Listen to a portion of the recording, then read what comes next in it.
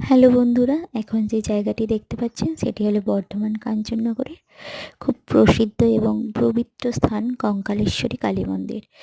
জলের মধ্যে যে মন্দিরটি আপনারা দেখতে পাচ্ছেন, এটি হরিদ্বারে যেমন গঙ্গার আরতি হয়, ঠিক সন্ধ্যের সময় এখানেও আরতি হয় ভগবানের।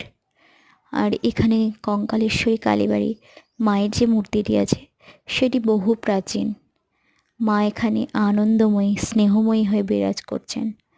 মায়ের স্নেহ ভালোবাসা এত গভীর যে এই মায়ের ভালোবাসা শুধুমাত্র বর্ধমানের মধ্যে ছড়িয়ে আছে তা নয়, তা বর্ধমান ছাড়াও বিভিন্ন প্রদেশে বিভিন্ন জেলায় ছড়িয়ে পড়েছে।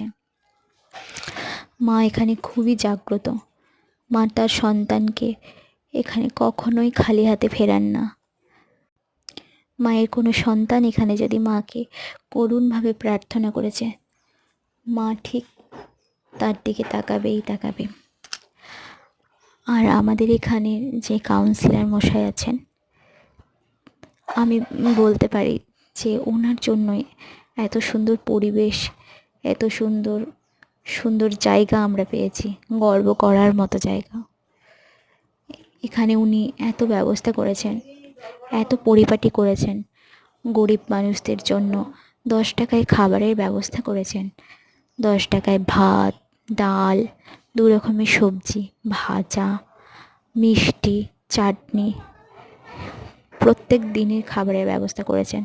তাছাড়া বৃদ্ধা মা বাবাদের জন্য বৃদ্ধাশ্রম করেছেন। গরিব ছাত্রছাত্রীর জন্য শিক্ষা ব্যবস্থা করেছেন।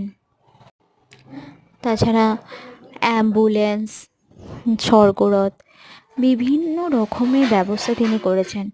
রাস্তাঘাট থেকে শুরু করে রাস্তায় মনে হবে না যে এটা বর্ধমানের কোনো একটা ছোট জায়গা। এত সুন্দর জায়গাটা করেছে। ওনার জন্যই আমরা এত সুন্দর একটা সুন্দর পরিবেশ, সুন্দর জায়গা পেয়েছি।